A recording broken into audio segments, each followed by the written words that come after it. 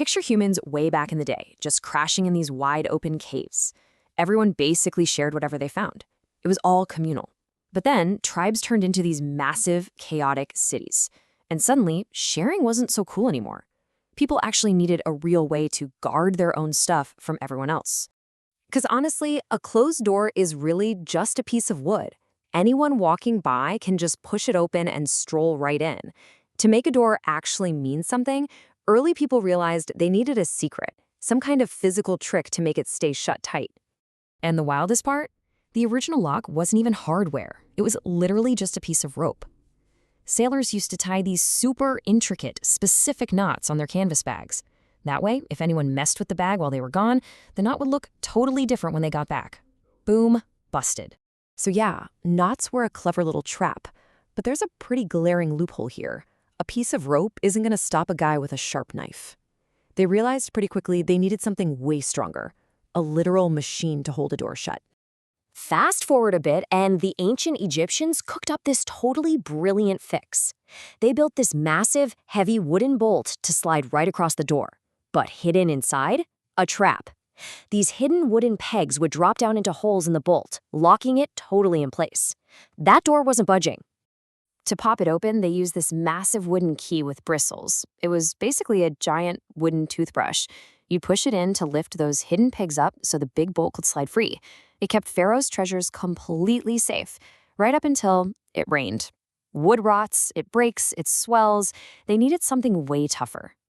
The ancient Romans totally loved that dropping peg idea, but they wanted smaller, meaner locks for their own homes. Enter iron and bronze. Forging locks out of tough alloys was an absolute game changer. It meant you could finally shrink a lock down enough to actually carry it around with you. Romans would actually wear these tiny keys as shiny rings on their fingers, basically flexing on everyone that they had treasures worth locking up. And blacksmiths got super sneaky. They started building these thin internal walls, called wards, inside the lock. Unless your key had the exact perfect shape to dodge those walls, you weren't getting in. These heavy warded locks guarded massive castles and churches for centuries. But you gotta wonder how clever thieves eventually beat them. Well, they figured out the lock's terrible secret weakness. The inside was mostly just empty space. A thief didn't need the exact, complicated key. They just file a normal key down to the bare minimum, leaving a skeleton key with basically no bumps at all. It's like a ghost drifting effortlessly through the walls of a haunted house. The skeleton key just ghosts right past all those hidden traps inside.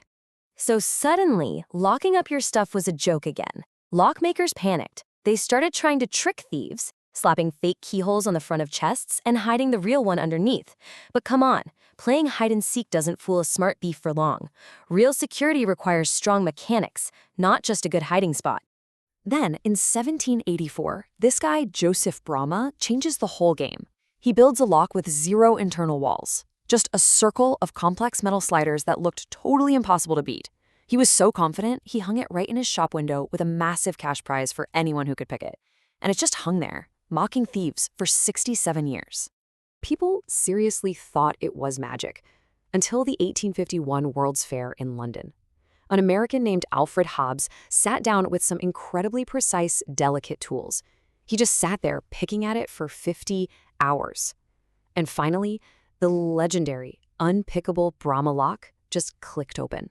The whole world was totally shook. Hobbs basically proved that perfect security is a total myth, because if a machine is built by human hands, it can eventually be broken by human hands. Lock makers had to go back to the drawing board and completely rethink what safety even meant. Which brings us to Linus Yale. He actually looked backward, thousands of years back, to those old Egyptian wooden locks. He saw the pure genius in those dropping pegs. He just reimagined them, shrinking the whole system down and forging it out of brass and steel. He gave us the modern pin tumbler lock. Inside is a spinning cylinder trapped by small, split pins. When you slide your jagged key in, the teeth perfectly lift each pin. Think of those metal pins like a strict bouncer at a club. If your ID doesn't line up perfectly, the door stays firmly shut. But if the cuts are just right, the cylinder spins smooth as silk. Yale's design was cheap, reliable, and a massive hit. But of course, thieves are stubborn. They started using these sleek little hooks to lift the pins without a key. So lockmakers had to get petty, inventing wild traps, like heavy, jagged, mushroom-shaped pins that snag the lockpicker's tools and ruin their whole day. But beyond sneaky thieves, physical keys just became this giant, heavy, jingling mess, especially for massive office buildings with hundreds of doors. Think about it. If an employee loses a key, replacing all those physical locks is just painfully slow and crazy expensive. So, engineers came up with the electronic card lock. It totally ditched the pins for strong magnets, reading ahead in computer chip to pull the bolt. It completely solved the lost key nightmare, because now a computer can just instantly delete a lost card, and you never have to change a physical lock again. And today, physical keys are slowly going extinct. The new invisible keys are already sitting right in your pocket. Your smartphone uses radio waves to talk directly to your front door, or the lock just scans your face or reads the totally unique, wavy skin pattern of your thumbprint.